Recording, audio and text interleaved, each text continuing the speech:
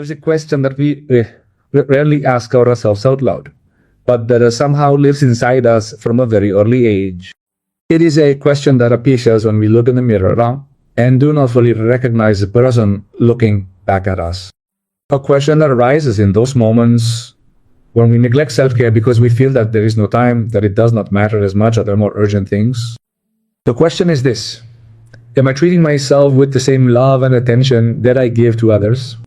And the answer, if we are honest, often surprises us because there is a truth that we have learned to ignore. The way we present ourselves to the world is not vanity, it is an act of love. It is an act of love. It is the quietest and most eloquent expression of the relationship we have with ourselves. Think for a moment about what it means to take care of your appearance. I am not talking about following trends or meeting standards imposed by an industry that often confuses beauty with uniformity.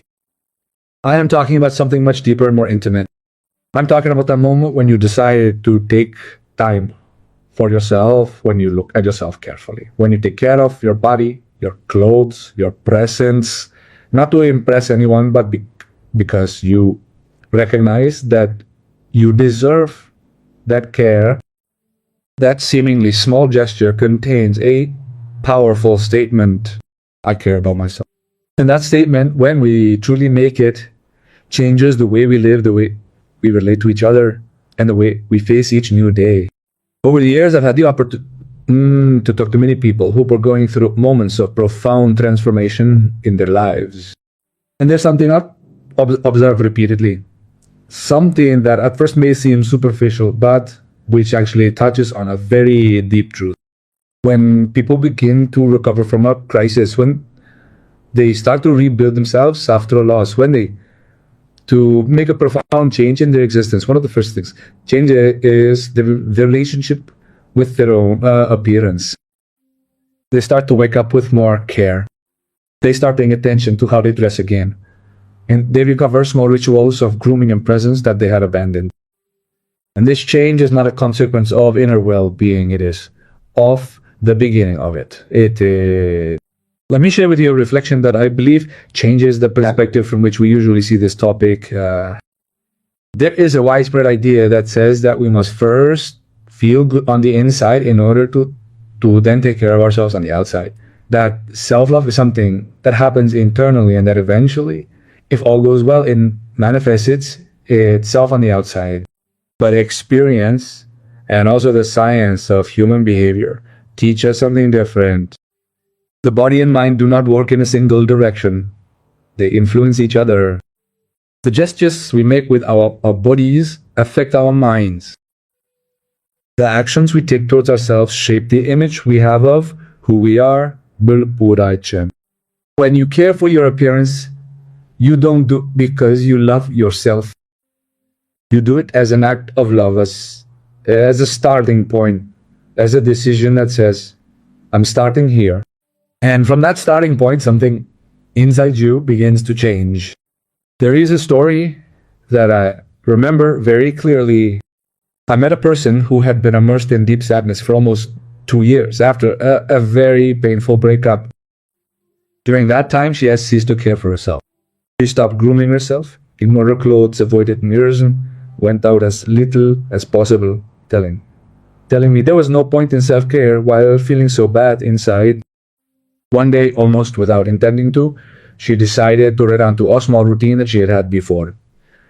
Getting up early, showering, carefully choosing her clothes, carefully getting ready with that pampering that she had forgotten, not because she had resolved her pain, not because she was already well, but simply because something inside her told her that it was time to start treating herself better.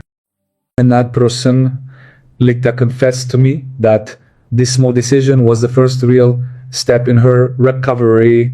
Not therapy, not conversations, not books. The first step was that, to take care of herself again. To tell herself again through concrete actions, I deserve this time, I deserve this attention, I am important. And there is something important here that we need to understand. Taking care of your appearance has nothing to do with superficiality. Superficiality is the exact opposite. It's a caring only about your image without any connection to your inner self. What we're talking about here is something completely different. We're talking about coherence. The coherence between how we feel about ourselves and how we treat ourselves. When a person takes care of their appearance from a place of genuine self-love, they're not doing it to be judged or to compete with anyone, they're doing it because they feel that their body is the home in which they live their entire life. And that home deserves attention, respect, and care. Imagine for a moment that you are responsible for a space that is very important to you. It could be your home, it could be a garden, it could be a workplace that you value deeply. Now imagine that you gradually stop taking care of it, you don't clean it. You don't tidy it, you don't pay attention to it. What happens to your relationship with that space? How do you feel when you're in it? Most of us feel that the environment we take care of gives us something back. It gives us order, tranquility, a sense that things are in their place. And when we neglect it, our surroundings return chaos, takes discouragement, and a vague sense that something is not right. Now apply that same principle to your body, to your presence, to your appearance. Your body is the most fundamental space in which you inhabit. And the way you take care of it tells you, and the world, something very important about how you relate to yourself. Perhaps you have never stopped to consider this, but there is a dimension of self-care that transcends the aesthetic and enters fully into the philosophical. In many traditions of human thought, taking care of the body has always been a spiritual practice, not because the body is more important than the soul, but because the body is the vehicle through which we live, experience, love, create, and relate. Neglecting it is not humility, it is not detachment.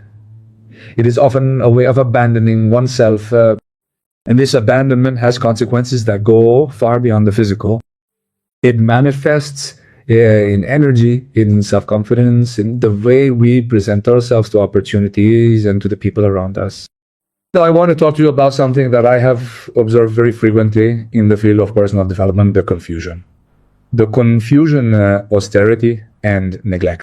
There are people who have incorporated the idea that worrying about appearance is something frivolous, something that only matters to those who have no deeper things to think about. And from that place, they have rationalized self-neglect as a form of spiritual depth or humility. But this is a mistake that has real consequences, because self-neglect does not produce depth. Over time, it produces a disconnection from one's own life, a growing feeling of not mattering, of not deserving, of not deserving. That feeling, if left unaddressed, can become a very limiting belief that affects all areas of existence. Or let me share with you another thought that I think is essential. Taking care of one's appearance, understood from a place of self-love, is also a form of respect for others. When we present ourselves to our loved ones, to our co-workers, the world, with care and attention, we are sending a silent but powerful message. I am here, present, aware. I care about this encounter. I care about you. It is not necessary to be impeccable or to follow any external standards, but there is a significant difference between presenting yourself with that minimum of guilt that says, I took the time to be here, and presenting yourself in a way that communicates disinterest or abandon. And that difference is perceived by others, but above all, it is perceived by ourselves. Think for a moment about mornings, that moment when that it has not yet begun, and you have before you the possibility of choosing how you are going to present yourself to it. There are people who live that moment in an almost mechanical way, without presence, without attention, and they get up, get ready quickly without awareness, and go out into the world as if it were fulfilling an obligation. And there are others who have learned or to return that moment into a ritual that is not necessarily long or elaborate, but is conscious, and a ritual that tells them, this day matters, I matter. What I'm about to experience deserves my presence, my preparation, my care. And that difference in the intention with which they begin their day makes a huge difference in how they experience it. Appearance in its broadest sense is not just the clothes we choose or the way we style our hair. It's also the posture with which we walk. It's the energy we transmit when we enter a space. It's the cleanliness and order we project. It's the set of signals we send to the world before we say a single word. And all of those signals together not only affect how others perceive us, they profoundly affect how we perceive ourselves. Posture influences our emotional state. The clothes we choose affect our confidence. The care with which we present ourselves changes our attitude toward the day. These are not myths or exaggerations. They are realities that psychology has documented very clearly and that anyone can verify in their own experience. And here is something important that deserves our attention. We live in a time where many people struggle with their image, with the relationship they have with their own body, with the standards that society imposes on how a person should look. And it is essential to distinguish between two types of care for appearance that are radically different. The first is the care that is born of fear, insecurity, and the need for external approval. This type of care is exhausting, is never enough, and does not produce real well-being because it is driven by lack. The second is the care that is born of self-love, of the self-respect, of the decision to honor the body and the presence that we inhabit. This second type of care produces peace, confidence, and a healthier relationship with oneself and with the world.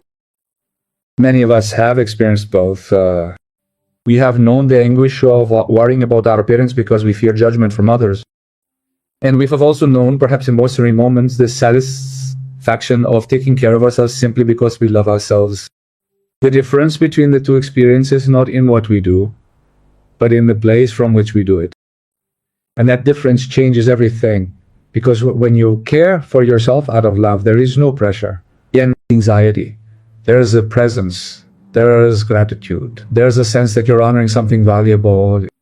I remember reading a story about a teacher who taught his disciples the importance of presence, and one of his disciples asked him why he took so much time each morning to groom himself when no one was watching. And the teacher replied with something that stuck with me. I groom myself because the person who did to look good the most, me. That simple phrase contains enormous wisdom because it speaks to the primacy of self-love, to the idea that before any external approval, before any external gaze, there is the gaze that we have on ourselves.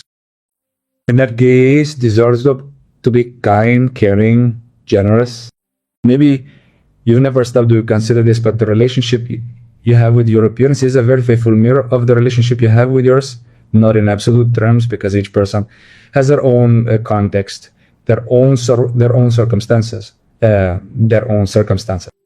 But in general terms, people who take care of themselves with love tend to have a healthier relationship with themselves, and people who consistently neglect their appearance are often in a worse place, going through an internal struggle with their own worth.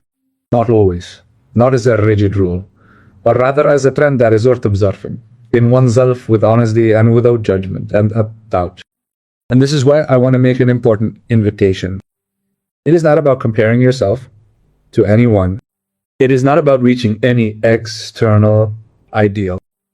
It is about asking yourself honestly and with compassion, look, am I taking care of my presence in the world with the same love that I deserve? Are there self-care rituals that I have abandoned that can help me feel better? Am I treating myself with the same attention and affection that I give to someone I care deeply about? Imagine for a moment that you have in front of you a person you love.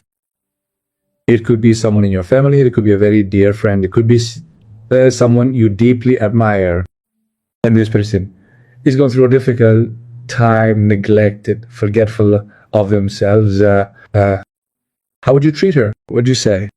You would likely urge them to take care, to pay attention, and to remember they deserve time and dedication. Now ask yourself, am I saying those same words to myself? Am I treating others with that same level of care and love? Because that person in front of you is also you, and you deserve the same treatment. Taking care of your appearance, when it comes from a place of self-love, also has a transformative effect on our relationships with others. Because when we feel good about ourselves, when we take care of ourselves and respect ourselves, we project a different energy. We relate from a place of greater security and greater openness. We don't need external approval as much because we've already given ourselves the approval we need. And that changes the quality of all our relationships. It allows us to be more present, more generous, more free in our relationships. Because we're not constantly looking to others what we should find in ourselves.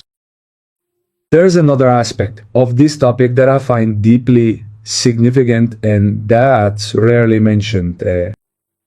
Taking care of your appearance is also a way of exercising discipline. And discipline, in its noblest sense, is not rigidity or harshness. It's the ability to honor the commitments we make to ourselves. When you decide to take care of yourself every morning, when you maintain rituals of presence and attention towards your own body, you're exercising a capacity that has much more profound effects in your life.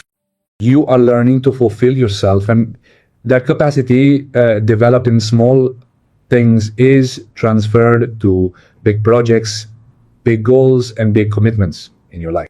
Think for a moment about the people you deeply admire, not necessarily for their appearance, but for their presence, their energy, the way they conduct them, they compress themselves in the world. Many times there's something about them that is not exactly physical beauty, but that transmits care, attention, and awareness. They are people who seem to be present in their own bodies, who inhabit their appearance with confidence and naturalness. And that quality has to do precisely with this, with a healthy and loving relationship with themselves that is expressed in the way they take care of their presence. The awareness we bring to taking care of our appearance is also a form of mindfulness, of full attention applied to everyday life. When you wash your face with attention, when you choose your clothes with intention, when you prepare for the day consciously, you are practicing a form of presence that has profound effects on your mental and emotional state. Tone and emotional state. You are telling your mind that this moment matters. I matter. The day that is about to begin deserves my attention. And that practice, sustained over time, builds a different relationship with yourself and with life. Let me share with you a reflection on the relationship between external care and internal energy. There is what we could call the virtuous circle of self-care. When you take care of yourself, your self-esteem improves. When your self-esteem improves, you feel more capable of facing challenges. When you feel more capable, you make better decisions. When you make better decisions, your life improves. And when your life improves, you feel more gratitude and more love towards yourself, which motivates you to continue taking care of yourself. This circle does not have a fixed starting point. It can start anywhere, but one of the most accessible, most immediate, and most powerful entrances to this virtuous circle is precisely taking care of your appearance, because it is something concrete. It is something that you can do today. It is something that is completely in your hands. And here I want to stop at something that I consider very important. Not all of us have the same resources, the same possibilities, the same circumstances. Taking care of your appearance doesn't require money, unlimited time, or access to any product or service. What it requires is intention. The decision to treat yourself with love. Self-love is not a luxury that can be purchased. It is an attitude that is chosen. And that choice is available to each person regardless of the economic situation, social context, or material possibilities. Self-care can be simple, it can be modest, and it can be adapted to any circumstance. What is essential is the awareness with which it is exercised. Many of us have gone through times when self-care has been completely relegated. Times of intense stress, crisis, exhaustion, loss. And in those moments, appearance is usually the first thing we neglect. We understand. It is human nature to prioritize what we perceive as urgent and leave aside what seems secondary. But there is something worth considering in those difficult times. Precisely when we are under the most pressure, it becomes more important to maintain even without of only small rituals of self-care, not as just another obligation, but as an anchor, as a reminder that we are still here, that we still get that despite everything that is happening, we continue to deserve attention and love. Perhaps you have never stopped to consider this, but getting care of your appearance during difficult times is also a form of resistance, not resignation or evasion, but loving resistance to the circumstances that threaten to crush us. Meaning, despite everything I care for myself, despite everything, I respect myself, and despite everything, I am here and treat myself with dignity.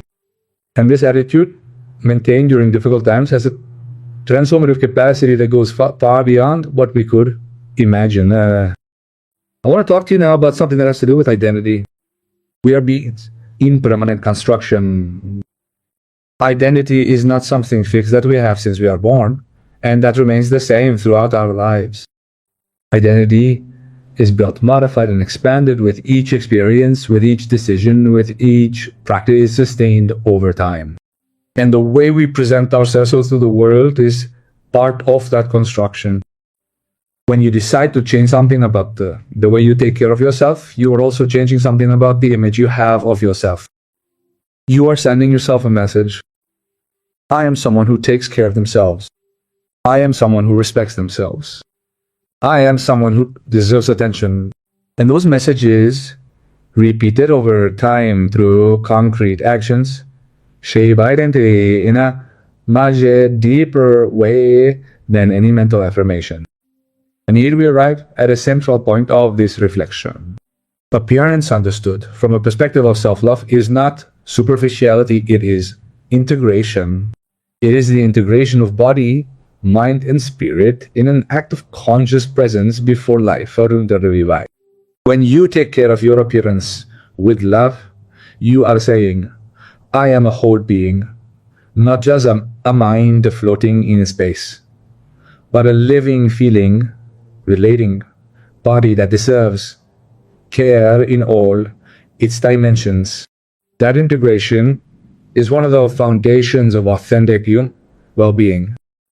Think for a moment about how your attitude changes when you feel good about your appearance.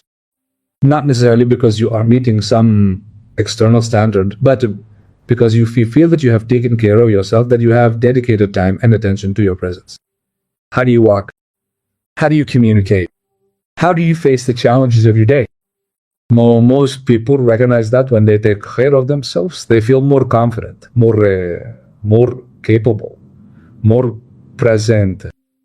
And that transformation is not an illusion, it is the natural consequence of having invested in your own well-being. There is a dimension of appearance care that we often overlook, and that has to do with time. Taking care of ourselves takes time. And in the fast-paced world in which we live, time has become a resource that we feel we do not have. We say we have no time to care for ourselves, to prepare, to dedicate that time to us, attention. And hidden in that statement is a belief that deserves to be examined, the belief that taking care of ourselves is less important than everything else we need to do. But the truth that the time you dedicate to self-care is not wasted time. It is time invested in the most important asset in your life, yourself. And that investment produces returns that manifest in your energy, in your mental clarity, in your emotional well-being, and in the quality of everything you do. Let me share with you something that I consider fundamental. Self-love is not a destination that you reach after solving all your internal problems. Self-love is a practice. It is something that is a practice every day through small decisions and concrete actions. Caring for your appearance is one of those gestures.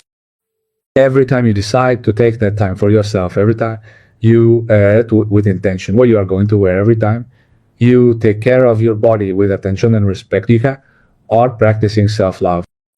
You are building brick by brick a healthier and more loving relationship with yourself. And that relationship is the foundation for everything else. And now we come to a moment of synthesis that I think is very important. We have spoken about taking care of one's appearance as an act of self-love. We have seen how this care is not vanity or superficiality, but a deep and concrete way of respecting and honoring oneself. We have explored the connection between external care and internal well-being. We have understood that it is not about following external standards, but about building a more loving relationship with oneself. And we have seen that this is accessible to everyone, regardless of circumstances, because what matters is not luxury, but intention. But I want to add something else before closing this reflection. Taking care of your appearance is also an act of hope. When you take care of yourself, when you prepare for the day, when you present yourself to the world with attention and respect, you are implicitly affirming that the day ahead is worthwhile, that the people you are going to meet deserve the best of you, that the opportunities that may arise deserve your being present and prepared. In this gesture, there is a silent faith in life, a willingness to receive it with openness and dignity. And that willingness, though it seems small, has the ability to profoundly transform the experience of living. There is a beauty in people who take care of themselves with self-love, which has nothing to do with physical features, age, or any aesthetic standards. It is a beauty that comes from coherence, integrity, and conscious presence of being. It is the beauty of someone who lives their life with respect and care. And that beauty is accessible to every human being at any time, in any circumstance, because it is upborn from an inner decision that no one can take away from us. The decision to treat ourselves well. Perhaps today, as we finish this reflection, you can do something simple but meaningful. It could be dedicating a little more time to your morning. It could be choosing your clothes with a little more intention. It could be looking at yourself in the mirror with a kinder, more compassionate, more loving gaze. It could be resuming some small self-care ritual that you have abandoned. It is not about transforming everything overnight. It is about taking a small but conscious first step in the direction of a more loving relationship with yourself. Because good luck is created. And an important part of that creation begins with the way we treat ourselves. When we care of ourselves, when we respect ourselves, when we show up to the world from a place of self-love, we become more receptive to opportunities, more open to connections, more capable of giving and receiving the best that life has to offer. Attitude transforms reality, and attitude begins in the relationship we have with ourselves. Personal growth is a daily decision, and one of the most daily and powerful decisions we can make is to take care of ourselves with love. Every person who looks in the mirror with compassion, who prepares for the day with intention, who cares for their presence in the world with respect, that is building a more conscious, fuller, and more authentic life from the inside out. Not because appearance is everything, but because taking care of your appearance when it comes from the right place is a symbol of something much deeper. It is the visible evidence that we love ourselves. And that love cultivated each day in small gestures is the root of everything we want to build in our lives. So take care of your appearance, not for the world, but for yourself, as the quietest, most intimate, and most powerful act of self-love that you can offer yourself every day.